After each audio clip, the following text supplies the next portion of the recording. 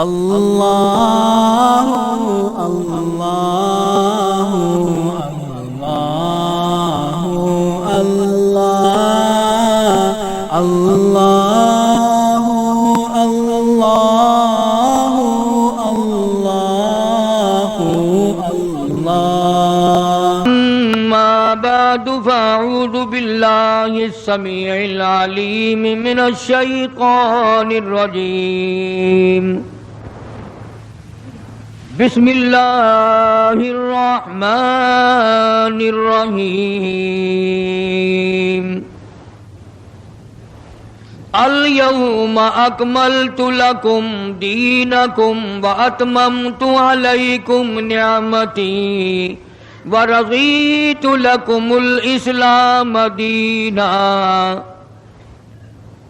ومن يبتغ غير الإسلام دينا فلن يقبل منه وهو في الآخرة لمن الخاسرين وقال الله تبارك وتعالى إذا جاء نصر الله والفتح ورأيت الناس يدخلون في دين الله أفواجا فسبح بحمد ربك واستغفره إنه كان توابا صدق الله مولانا العلي العظيم وبلغنا رسوله النبي الكريم ونحن على ذلك لمن الشاهدين والشاكرين والحمد لله رب العالمين اللهم صل على محمد وعلى آل محمد كما صليت على إبراهيم وعلى آل ابراہیم انک حمید مجید اللہم بارک علی محمد وعلی آل محمد کما بارکت علی ابراہیم وعلی آل ابراہیم انک حمید مجید.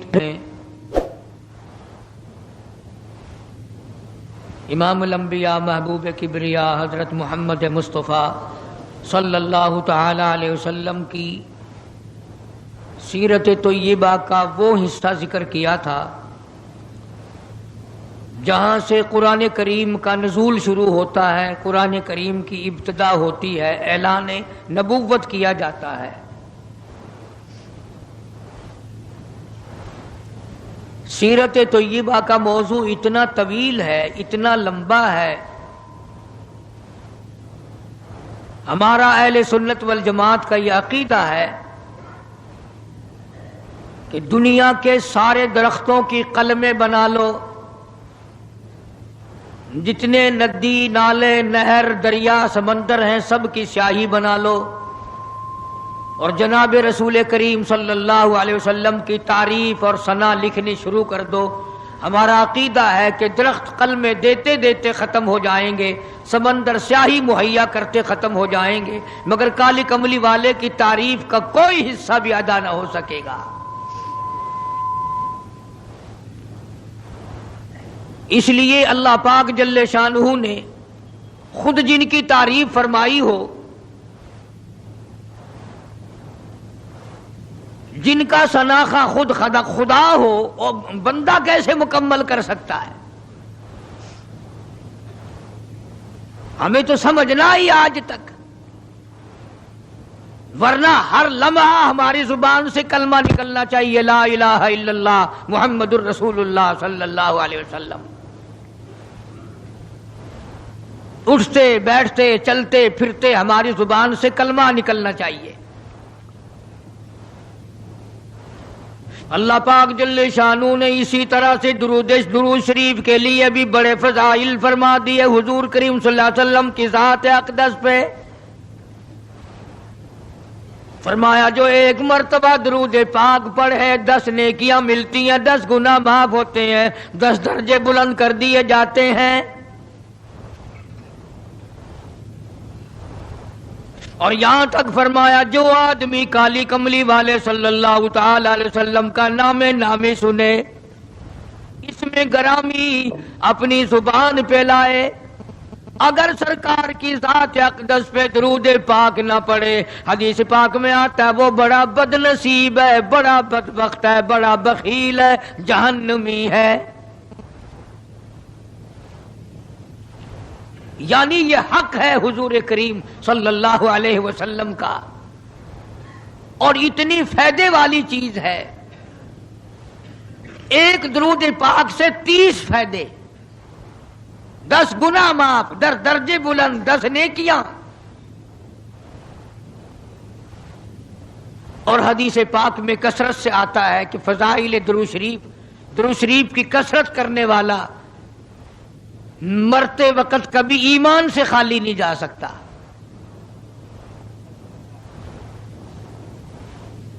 مگر آج ہمیں فرصت نہیں، اس لیے قرآن کریم نے ان چیزوں کا اعلان کر دیا۔ حجۃ الوداع کا زمانہ ہے، کالی کملی والے کا آخری حج ہے۔ جبل رحمت کے نیچے ذرا سی نیچے اتر کر جگہ بنی ہوئی ہے، وہاں پر ایک اونٹنی پہ سوار ہے، ایک ڈاچی پہ سوار ہے، لوگوں کو فرمایا یا ایھا الناس، او لوگو، او انسانوں، او آدمیوں، اللہ اور اس کے رسول کو ماننے والوں، الصلاۃ الصلاۃ، نماز کی پابندی کرنا، بیماری میں بھی پڑھنا، سفر میں بھی نماز پڑھنا، شادی میں بھی نماز ادا کرنا، غمی میں بھی نماز ادا کرنا، سردی میں نماز ادا کرنا، گرمی میں نماز پڑھنا۔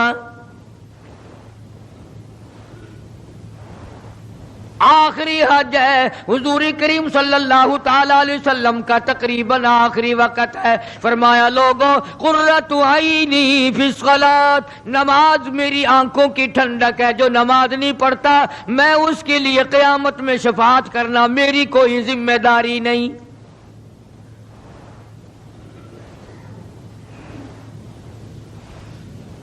او ما ملکت ایمانہم، اور لوگوں اپنے ملازموں کا خیال کرنا، محتاجوں کا خیال کرنا، غریبوں کا خیال کرنا، مزدوروں کا خیال کرنا، معذوروں کا خیال کرنا، غریب پروری کرنا، لوگوں کے ساتھ ہمدردی والا برتاؤ کرنا۔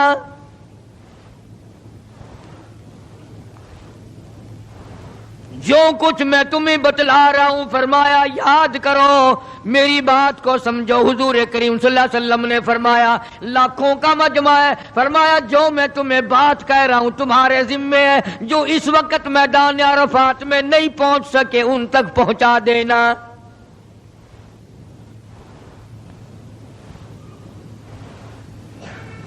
ادھر آپ نے امت کو تبلیغ فرمائی، آخری خطبہ ہے حضور کریم صلی اللہ علیہ وسلم کا، آخری خطبہ، آخری وعد ہے، آخری نصیحتیں ہیں۔ ادھر قرآن کریم کی آخری آیت نازل ہو گئی، الیوم اکملت لکم دینکم واتممت علیکم نعمتی ورضیت لکم الاسلام دینا۔ کالی کملی والے، آج ہم نے تمہارا دین کامل کر دیا، اسلام مکمل ہو گیا۔ حضور کریم صلی اللہ تعالی علیہ وسلم نے ضروری چیزیں آخری خطبے میں ارشاد فرما دی۔ فرمایا لوگوں، اپنی عزت کو بچانا، اپنی عزت کا خیال کرنا۔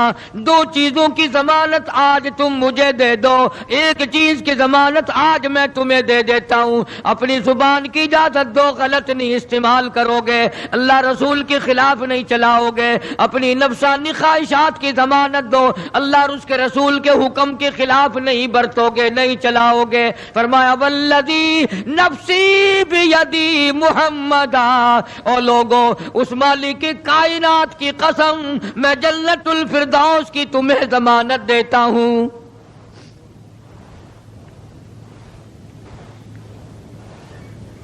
حجۃ الوداع میں خطبہ ارشاد فرما دیا. اس کے بعد مینا مزدلفہ تشریف لے آئے، مکہ مکرمہ میں تشریف لے آئے. واپسی مدینے پاک میں ہو رہی ہے، راستے ہی میں طبیعت بگڑ گئی. وہاں میدان عرفات میں آخری خطبے میں فرمایا، او لوگو شاید میری تمہاری آخری ملاقات ہو. او لوگو شاید آج کے بعد تم میری آواز نہ سن سکو، میری زیارت نہ کر سکو، میری بات کو پلے باندھ کے لے جاؤ.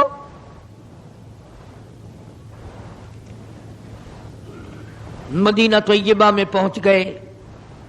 راستے میں جو طبیعت بگڑی اور مزید خراب ہوتی چلی گئی، زیادہ پریشانی بڑھتی چلی گئی،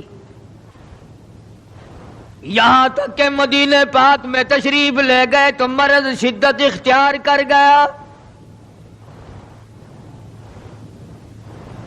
جناب ابو ہریرہ رضی اللہ تعالیٰ عنہ نے دیکھ کر عرض کر دیا، میرے آقا بڑی کمزوری آ گئی، بڑی ضعیفی آ گئی، بڑی ناتوانی سی آ گئی، بڑے آپ کمزور ہو گئے، بہت زیادہ ضعیفی چہرے سے ظاہر ہونے لگی. فرمایا ابو ہریرہ موت قریب ہے، موت قریب ہے، زندگی دور ہوتی چلی جا رہی ہے. اور تجھے کیا بتلاؤں، جب قرآن کریم کی ان صورتوں کی تلاوت کرتا ہوں جن میں قیامت کا ذکر ہے، میرا سانس رک جاتا ہے، میرا سانس بگڑ جاتا ہے. ابو ہریرہ رضی اللہ تعالیٰ عنہ فرماتے ہیں میری آنکھ کھل گئی. پچھلی رات تھی، میں دربار رسالت میں چلا گیا، میں نے جا کے دیکھا حضور نے نماز کی نیت باندھی ہوئی ہے صلی اللہ علیہ وسلم. میں نے بھی ساتھ کھڑے ہو کر نیت باندھ لی. سورہ بقرہ 2.5 سپارے کی پوری سورت ہے. ابو ہریرہ کہتے ہیں پہلا سپارہ ختم ہو گیا، دوسرا سپارہ ختم ہو گیا. میں نے اندازہ لگایا کہ چلو سورت ختم کر کے تو رکوع فرمائیں گے. آل عمران شروع فرما دی، وہ 1.25 پارے کی ایک سورت ہے. پھر میں نے اندازہ لگایا کہ چلو اس سورت کے ختم ہونے پہ تو رکوع فرمائیں گے. سورت نساء شروع فرما دی. 5.25 پارے پڑھنے کے بعد جب رکوع فرمایا،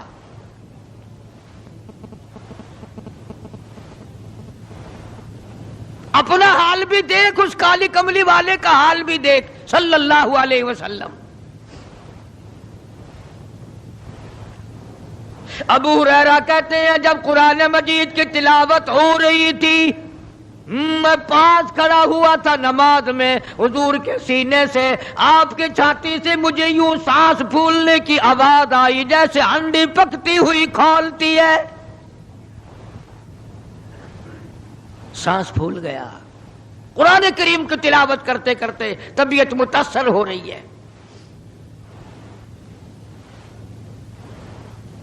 اس قسم کی نماز پڑھتے تھے ہمارے آقا حضرت محمد الرسول اللہ صلی اللہ علیہ وسلم.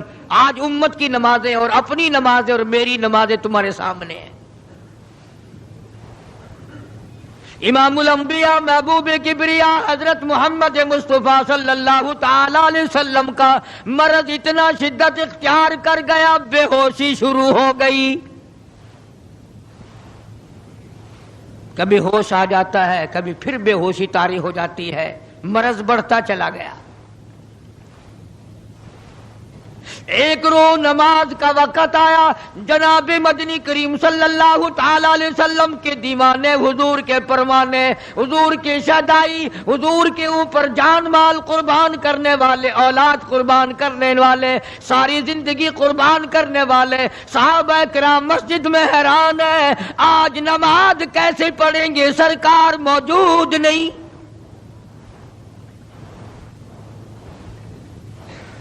جناب عائشہ صدیقہ رضی اللہ تعالی عنہا نے، جناب فاطمۃ الزہرا رضی اللہ تعالی عنہا، دونوں پریشان ہیں کہ مرض بڑھ گیا ہے، تکلیف زیادہ ہے. ہوش آئی آپ کو، فرمایا اصلی الناس، کیا لوگوں نے نماز پڑھی؟ فرمایا قالوا لا بل ينتظرونک،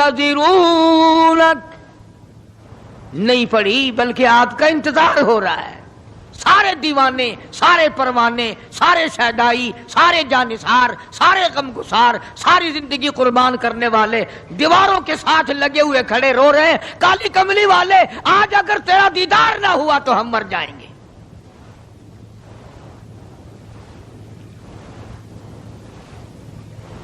فرمایا مری ابا بکر ان یصلی الناس، عائشہ رضی اللہ تعالی عنہ ابو بکر کو میری طرف سے حکم دو میرے مصلی پہ کھڑا ہو کر نماز پڑھائے، میرے مصلی پہ کھڑے ہو کر نماز پڑھائے. حضرت عائشہ رضی اللہ تعالی عنہ نے عرض کر دیا میرے آقا میرا ابا تو کئی دن سے روتا پھرتا ہے، کئی دن سے رو رہا ہے. اذا جاء نصر اللہ کی صورت جب نازل ہوئی تو سارے صحابہ نے خوشی منائی، سارے مدینے نے خوشی منائی. اذا جاء نصر اللہ والفتح، اللہ کی حمایت آئے گی، نصرت آئے گی، تائید آئے گی، فتح آئے گی. ورأیت الناس یدخلون فی دین اللہ افواجا، تم دیکھو گے کہ فوج کی فوج اسلام میں داخل ہو رہی ہیں، لشکر کے لشکر اسلام میں داخل ہو رہے ہیں. ساری بات خوشی کی ہے. فسبح بحمد ربک، اور آپ میری تسبیح بیان کریں. بس یہ آیت سن کر ابو بکر کی چیخ نکل گئی. سارا مدینہ خوشیاں منا رہا ہے، سارا مدینہ خوشیوں میں ہے، سارے صحابہ خوشیاں منا رہے ہیں.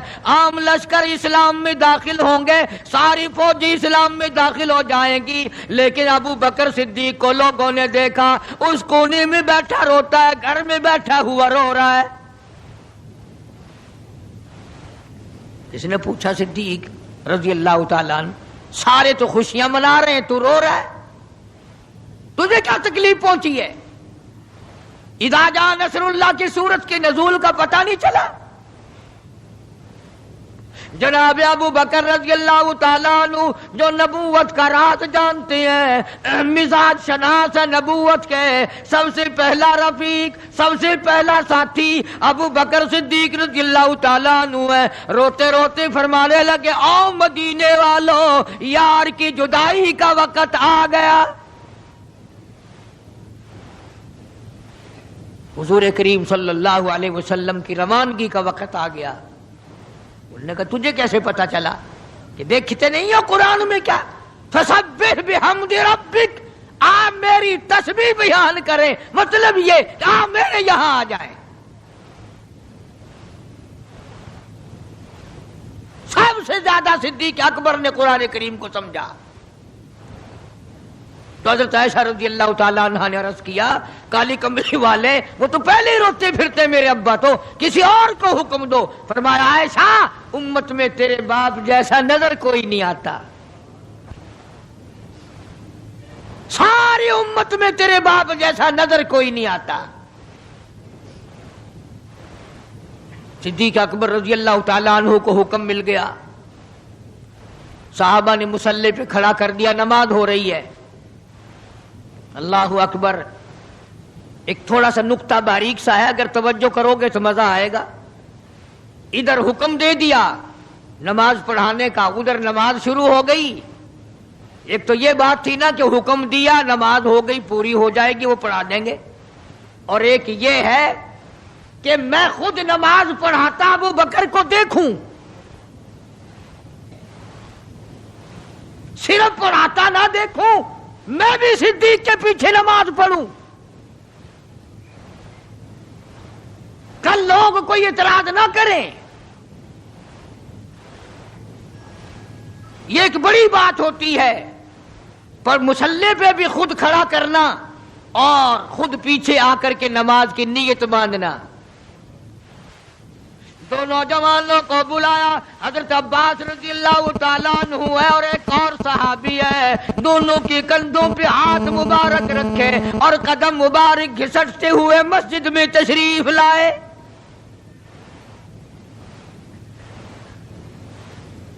آپ اور میں تو تھوڑی سی تکلیف ہو جائے سب سے پہلا نزلہ نماز پہ پڑتا ہے.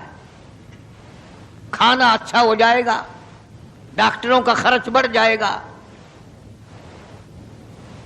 اور گھر والوں کا دھیان بڑھ جائے گا، فکر بڑھ جائے گا. لیکن مرنے والا، بیمار پڑنے والا جو ہے نماز سے بے فکر. سب سے پہلے مسلمان نماز چھوڑتا ہے.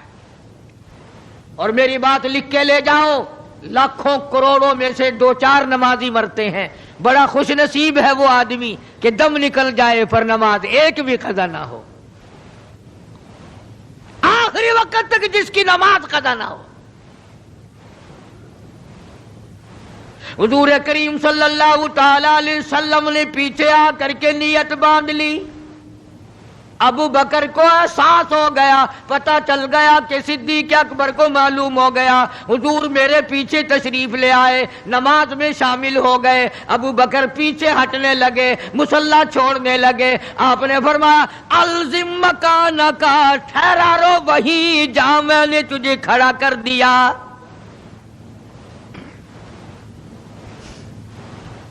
نماز ہو گئی. اب حضور کریم صلی اللہ علیہ وسلم جب تشریف نہیں لائے تھے، سارے غمگین تھے، سارے پریشان حال تھے، سارے یہ سوچ رہے تھے کہ آج کیا ہوگا، آج کیا بنے گی. سارے سرکار دو عالم صلی اللہ علیہ وسلم کے دیدار کے لیے اکٹھے ہو گئے.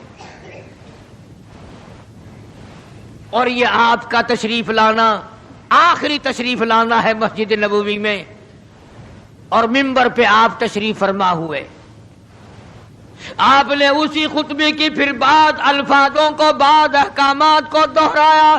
اور لوگوں، نماز کا خیال کرنا، نماز کی پابندی کرنا، یتیموں کا خیال کرنا، محتاجوں کی غریب پروری کرنا، اگر اس کے خلاف تم چلو گے میری کوئی ذمہ داری نہیں.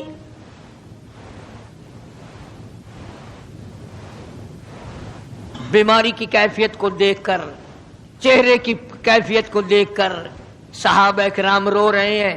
سب کا دل اندر سے یہ کہتا ہے شاید آج آخری دیدار ہے، شاید آج آخری ملاقات ہے. ادھر خود اعلان فرما دیا، فرمایا لوگوں میری تمہاری شاید آخری ملاقات ہو، آج کی بعد زیارت نہ کر سکو گے. میری بات سن لو، میری بات اپنے دل میں لکھ لو، کلمہ قرآن کو اپنے ساتھ رکھنا. میں یہ قرآن کریم تمہارے سپرد امانت کے طور پہ کر رہا ہوں، کل قیامت میں تم سے واپس لے لوں گا. سارے صحابہ چاروں طرف سے اکٹھے ہیں، مجمع بنا ہوا ہے. ادھر منبر پہ تشریف فرمائے، خود ہی فرمانے لگی الوداع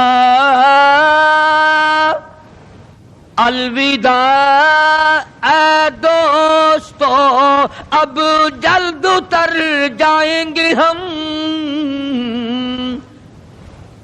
الوداع اے دوستو، اب جلد اتر جائیں گے ہم، اور پھر کبھی اس دنیا کمینی میں نہیں آئیں گے ہم. میرا آخری وقت ہے، میری تمہاری آخری ملاقات ہے، میری بات یاد کر لو. سارے دیوانے حیران ہو گئے، اور بھی پریشانی بڑھ گئی. لوگ قریب آ گیا بچھڑنے کا معاملہ. ہم نے اولاد کو قیمہ بنتا دیکھا، پرواہ نہ کی. ہمارے بچوں کو ظالموں نے نیزے کی نوک پہ لٹکا دیا، پرواہ نہ کی. وطن چھڑا دیا، پرواہ نہ کی. 8 دن پانی کی بوند نہ ملی، پرواہ نہ کی. مہینوں مہینوں روٹی کا ٹکڑا نہ دیکھا، پرواہ نہ کی. کوئی پرواہ نہیں کی. آج یہ کیا سلسلہ شروع ہوا؟ سارے صحابہ کرام بھی رونے لگے اور کہتے ہیں کس طرح سے کیوں کر، کس طرح سے کیوں کر دل لگائیں گے ہم، اور اس جیسی مبارک شکل کہاں سے لائیں گے ہم. کس طرح جئیں گے، کس طرح گزارا کریں گے؟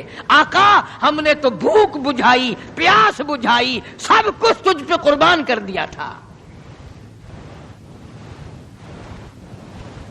حجرے عائشہ میں تشریف لے گئے، پھر بے ہوشی تاری ہے۔ اللہ غنی، عائشہ صدیقہ تیرا کتنا اونچا کمال پروردگار نے کر دیا، کتنا اونچا تیرا نام کر دیا۔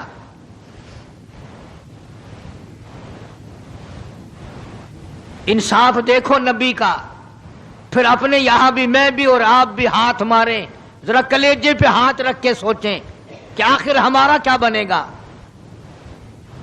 سیدہ حفصہ رضی اللہ تعالی عنہا کو بلوایا، سیدہ ام سلمہ رضی اللہ تعالی عنہا کو بلایا، سیدہ زینب رضی اللہ تعالی عنہا کو بلایا۔ جتنی بھی ہماری مائیں تھیں، حضور کریم صلی اللہ علیہ وسلم کی گھر والیاں، قرآن کہتا ہے وَأَزْوَاجُهُ أُمَّهَاتُكُمْ، ان کی گھر والیاں ساری تمہاری مائیں ہیں، امہاتہم تمام کے تمام تمہاری مائیں ہیں۔ اللہ غنی، سیدہ ام سلمہ، سیدہ حفصہ، سیدہ جویریہ، سیدہ زینب، سیدہ صفیہ، سیدہ ام حبیبہ رضی اللہ تعالیٰ عنہما، ساری ہماری ماؤں کو جمع کر کے فرمایا تم تمام کے تمام مجھے اجازت دے دو، میں اپنا آخری دل، اپنے آخری بیماری کا دل عائشہ صدیقہ کے حجرے میں گزار لوں، تم اجازت دو مجھے، بے انصافی نہ ہو جائے، خدا کے یہاں سے پوچھ گچھ نہ ہو جائے۔ امام الانبیاء ڈر رہے ہیں، ہم قبر میں جا کے ڈریں گے انشاءاللہ۔ ساری گھر والیوں کو اکٹھا کر کے اجازت مانگی جا رہی ہے، سب نے اجازت دے دی۔ اصل میں جنت الفردوس کا انتظام ہو رہا ہے، جس جگہ حضور کریم صلی اللہ علیہ وسلم اور عائشہ صدیقہ رضی اللہ تعالی عنہا کو اللہ میاں نے اکٹھا دیکھا، بستر میں دیکھا، قرآن اترتے دیکھا، اس حجرے پہ اتنا پیار آ گیا، اسی کو جنت الفردوس بنا دیا۔ اور پھر بات بڑھی، جناب عائشہ صدیقہ رضی اللہ تعالیٰ عنہ پریشان بیٹھی ہیں، جناب فاطمہ الزہرا رضی اللہ تعالیٰ عنہ پریشان بیٹھی ہیں، بڑی تکلیف ہے، بڑا شدت کا بخار ہے، بے ہوشی بھی ہے۔ فرمایا میری عائشہ ٹھنڈے پانی کا پیالہ لیا، سمجھی میرے محبوب کو پیاس لگی ہوگی، دوڑ کر پانی کا پیالہ لے آئی، اشارہ فرمایا یہاں رکھ دو، رکھ دیا گیا۔ جناب عائشہ صدیقہ رضی اللہ تعالیٰ عنہ فرماتی ہیں میرا کلیجہ پھٹنے لگا، جناب فاطمہ الزہرا رضی اللہ تعالیٰ عنہ فرماتی ہیں میرا جگر پھٹنے لگا، ہم نے آنکھوں سے دیکھا امام الانبیاء صلی اللہ تعالیٰ علیہ وسلم کی ذات اقدس رحمت والا ہاتھ اس پانی کے پیالے میں بھگو کر اپنے چہرے انور پہ چھینٹے مارنے لگے، یوں چہرے انور کو ٹھنڈا کر رہے ہیں۔ حضرت عائشہ فرماتی ہیں رضی اللہ تعالی عنہ میں نے عرض کر دیا میرے آقا یہ گھبراہٹ کیسی، یہ پریشانی کیسی، یہ تکلیف کیسی، یہ چھینٹے کیسے؟ فرمایا میری عائشہ تو نہیں جانتی موت کتنی گھبراہٹ والی چیز ہے، مجات سکر الموت بالحق، قرآن کہتا ہے کہ موت کی سختی حق ہے۔ جناب عائشہ صدیقہ رضی اللہ تعالی عنہ فرماتی ہیں کہ میں نے حضور کی تکلیف کو جب آنکھوں سے دیکھ لیا پھر میرے دل میں یہ بات کبھی آئی ہی نہیں کہ اور کسی کو تکلیف ہو یا نہ ہو۔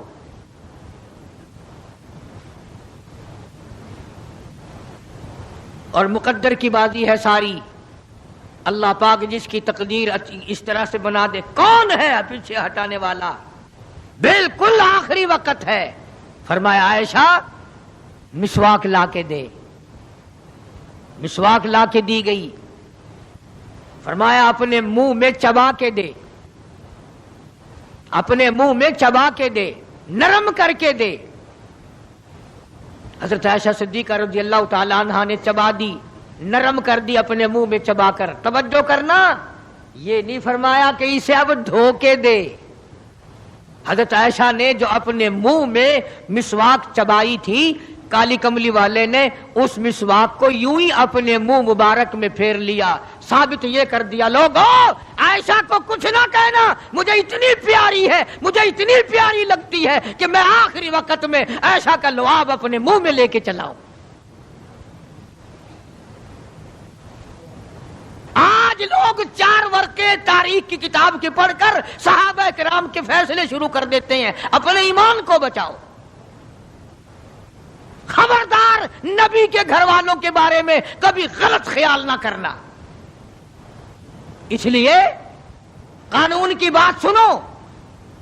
نبی جب قرآن کہتا وما ينطق عن الهوى ان هو الا وحی یوحی، نبی اللہ کی اجازت کے بغیر سانس نہیں لیتا، نبی اللہ کی اجازت کے بغیر ہاتھ کو حرکت نہیں دیتا، نبی اللہ کی اجازت کے بغیر قدم نہیں اٹھاتا، قدم نہیں رکھتا. تو نبی اللہ کی اجازت کے بغیر رشتے بھی نہیں کرتا.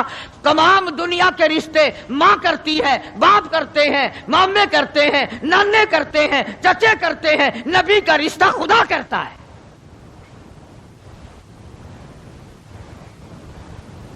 اللہ کی اجازت کے بغیر نبی کا کوئی رشتہ نہیں ہوتا.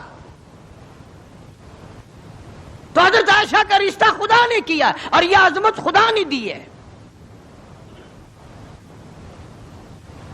کہ آخری مرتبہ مسواک چبا کر کے دینا. ورنہ حضور کریم صلی اللہ علیہ وسلم کی بیٹی بھی تو یہیں پر موجود تھی.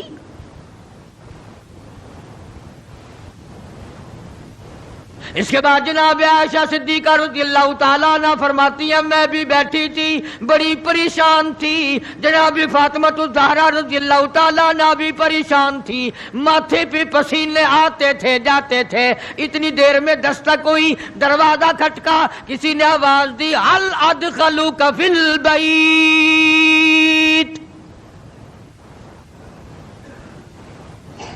کیا مجھے گھر میں آنے کی اجازت ہے؟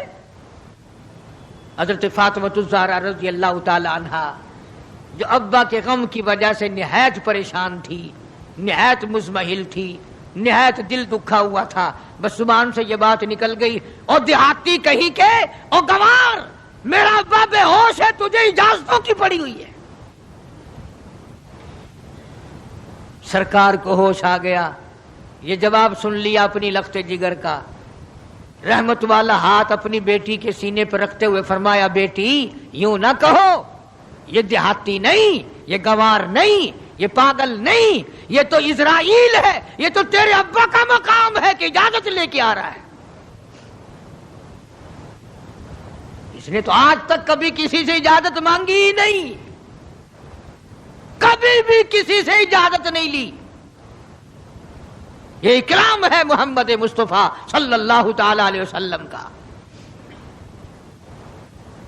تشریف لے آئے اور یہ جو معاملہ ہو رہا ہے نا، جو کچھ میں بتلا رہا ہوں یاد کرنے کے لیے عرض کر دوں، یہ جو کچھ میں آج تمہیں بتلا رہا ہوں چونکہ ربیع الاول کا مہینہ ختم ہو رہا ہے، آج اس کا آخری جمعہ ہے، اس لیے میں اس عنوان کو ختم کرنا چاہتا ہوں. اور مطلب میرا کیا ہے، یہ جو کچھ میں تمہیں بتا رہا ہوں ساری دنیا کے علماء کا اتفاق ہے، یہ سب کچھ 12 ربیع الاول کو ہو رہا ہے. یہ اسرائیل کا آنا اور یہ بیماری اور یہ پریشانی اور یہ پسینے اور یہ حضرت عائشہ کا مسواک کو چبا کر کے دینا اور فاطمۃ الزہرا کو پریشان ہونا، یہ 12 ربیع الاول کو ہو رہا ہے سب کچھ.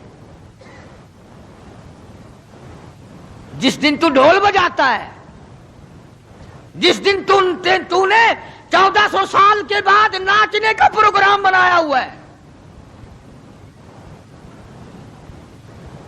تیرے بیٹے کا آخری وقت ہو برابر والا ڈھول بجا کے دکھائے، تیرے کلیجے پہ چوٹ لگے گی. او ظالم میرا کیا حال ہے اور تم نے یہ کیا شروع کیا ہے؟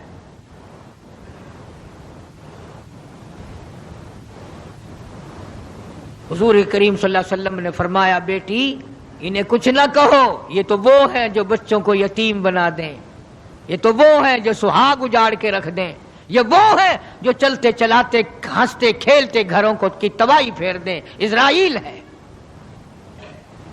تشریف لے آئے، سلام پہنچایا، سیرت کی کتابوں میں ہے اللہ پاک کا سلام پہنچایا، میں حاضر ہو گیا ہوں، اجازت ہو؟ جی حاضر ہو، تشریف لے آؤ، ٹھیک ہے۔ اللہ میاں نے سلام پہنچایا، حضور کریم صلی اللہ علیہ وسلم نے سلام قبول فرمایا۔ سیرت کی ایک کتاب میں ہے کہ حضرت جبریل بھی ساتھ ساتھ تشریف لے آئے۔ کالی کملی والے اللہ پاک آپ کی مرضی کے مطابق پوچھنا چاہتے ہیں کہ جنت کے کون سے درجے میں مدار بنایا جائے؟ فرمایا جبریل تم میرا مزار جنت میں بنا دو گے، میرا بلال کہاں جائے گا، میرا سہیل کہاں جائے گا، میرا سلمان فارسی کہاں جائے گا؟ اور جن کے چمڑے ادھیڑ دیے گئے، جن کی آنکھیں نکال دی گئی، جن کو انگاروں پہ ساڑا جلایا گیا، جن کی پسلیاں توڑ دی گئی، وہ کہاں جائیں گے؟ یہاں بناؤ مدینے میں۔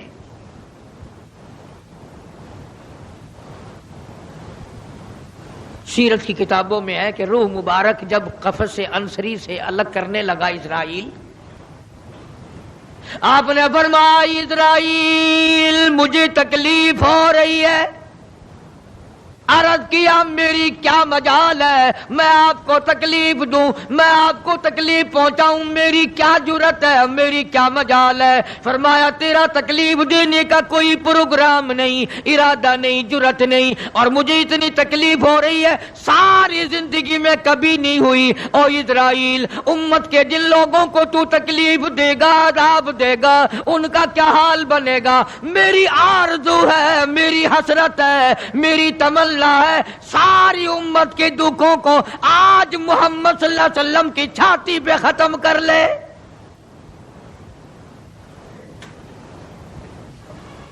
جو تکلیف تو نے ساری امت کو دینی ہے وہ آج میرے اوپر ختم کر لے۔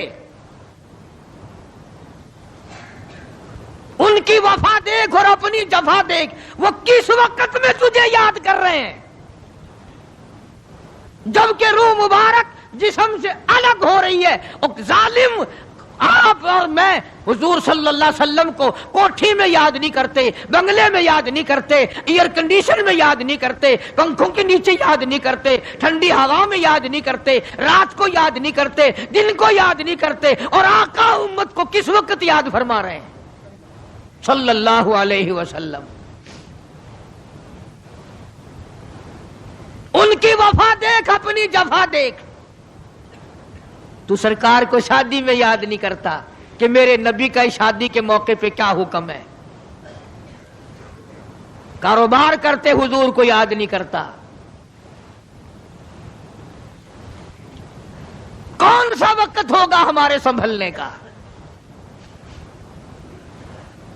جناب فاطمہ الزہرا رضی اللہ تعالی عنہا کہتی ہیں مجھے بڑا رنج پہنچا، اور ساری کتابوں میں ہے حدیث کی، تفسیر کی، سیرت کی۔ جناب فاطمہ الزہرا رضی اللہ تعالی عنہا حضور کریم صلی اللہ علیہ وسلم کے وصال کے بعد 6 مہینے زندہ رہیں۔ تمام حضرات کہتے ہیں ایک دن بھی کسی نے ہنستی ہوئی نہیں دیکھی، کبھی پیٹ بھر کے کھانا نہیں کھایا، اکثر رویا کرتی تھی او مدینے والوں تم نے میرے ابا کی قبر پہ کن ہاتھوں سے مٹی ڈالی۔ اور امت کے ساتھ اور سلوک روا رکھنے والی، محبت والی بات ایک اور چیز لکھی سیرت کی کتابوں میں، فرماتے ہیں کہ جب آپ کو حضرت عائشہ فرماتی ہیں کہ آواز پست ہو گئی، بالکل آواز نکلنی بند ہو گئی، سانس ختم ہو رہا تھا۔ توجہ بھائی، سانس ختم ہو رہے تھے، آواز بالکل پست ہو رہی تھی۔ حضرت عائشہ فرماتی ہیں کہ لب حرکت کرتے تھے، لب مبارک حرکت کرتے تھے۔ حضرت عائشہ فرماتی ہیں کہ میں نے یوں کان لگا دیا لبوں کے قریب کہ کیا فرما رہے ہیں۔ فرماتی ہے یہ کی آواز تھی ربی حبلی امتی، مولا میری امت کو معاف کر دے، مولا میری امت کو معاف کر دے۔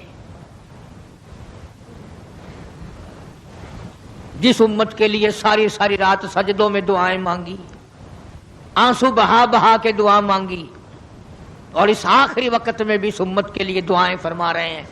اور یہ امت 5 وقت نماز کے لیے تیار نہیں، یہ امت ظلم سے توبہ کرنے کو تیار نہیں، یہ امت حرام کھانے سے توبہ کرنے کو تیار نہیں، یہ امت آج اللہ کے قہر سے بچنے کو تیار نہیں. کیا صورت ہوگی؟ اسی لیے قرآن کریم کے 18ویں سپارے کی ایک آیت آپ کو آخری میں سنا دوں. میدان حشر برپا ہوگا، قیامت کا میدان لگا ہوا ہوگا، جناب مدنی کریم صلی اللہ تعالی علیہ وسلم تشریف لائیں گے اور فرمائیں گے وقال الرسول یا رب ان قوم اتخذوا هذا القرآن مہجورا. یا اللہ، یہ وہ لوگ ہیں جنہوں نے میرے قرآن کا مذاق اڑایا، تمسخر اڑایا، ٹھٹھا بنایا، مخول بنایا. وَكَذَلِكَ جَعَلْنَا لِكُلِّ نَبِيٍّ عَدُوًّا مِّنَ الْمُجْرِمِينَ. یہ میرے دشمن ہیں جیسے پہلے نبیوں کے دشمن ہوا کرتے تھے. جلال میں ہوں گے، غصے میں ہوں گے. محمد عربی صلی اللہ علیہ وسلم جب فرشتے خبردار کریں گے کالی کملی والے تیرے بعد انہوں نے بڑی بدعت پھیلائی، تیری سنتوں کو مٹایا اور بدعت پھیلائی، تیری سنتوں کو ختم کیا اور رواج نئے نئے چلائے، شرک کیا، بدعت کیے، کفر کمایا. آج ہم یہ نہیں سوچ پاتے کہ کس طریقے سے اپنا آخری وقت ہونا چاہیے. آج اس امت کے لوگوں کو سنت کے مطابق غسل نہیں ملتا، آخری سنت کے مطابق کفن نہیں ملتا. میں کہتا ہوں سنت کے مطابق جنازے کے کندھا تبدیل نہیں کیا جاتا، سنت کے مطابق میت کو قبر میں نہیں اتارا جاتا، سنت کے مطابق قبر پر مٹی ڈالنے کا رواج نہیں. نہ اور تو بڑی بڑی تعلیم ڈگریاں حاصل کر لیتے ہو، قبر پر مٹی ڈالنے کی دعا سیکھتے ہوئے پھانسی لگتی ہے. کون سیکھتا ہے؟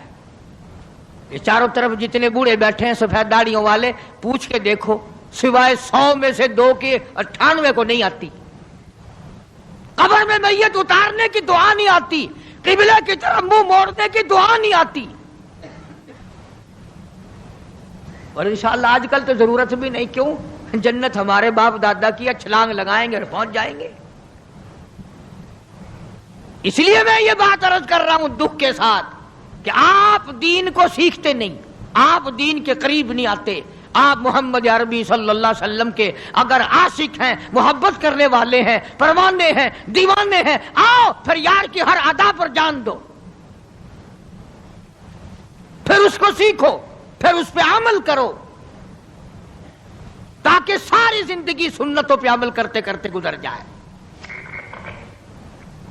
اس لیے قرآن کریم کی جو میں نے آیت تلاوت کی تھی اذا جاء نصر اللہ کی، اس کا یہی مفہوم ہے فسبح بحمد ربک. میرے نبی آ جا، پھر آپ تسبیح پڑھیں میرے نام کی، واستغفرہ انہ کان توابا.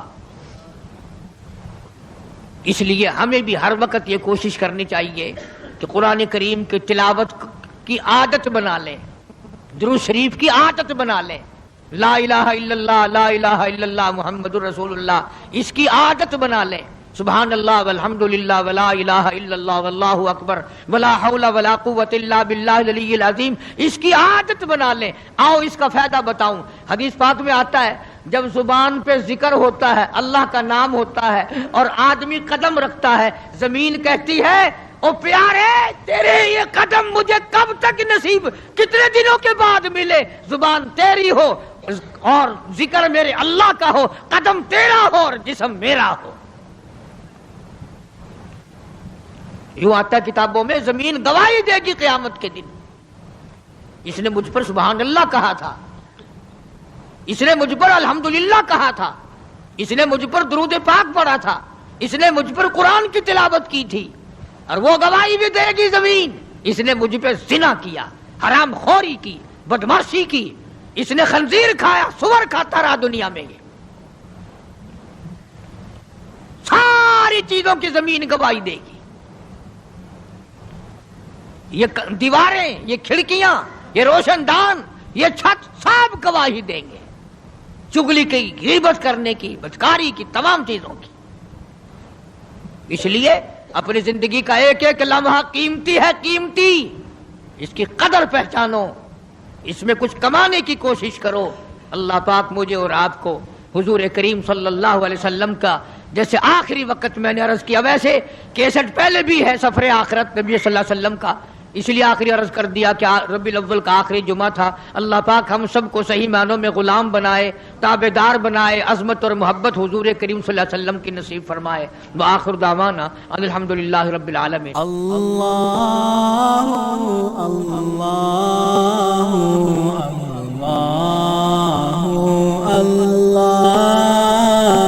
اللہ اللہ اللہ اللہ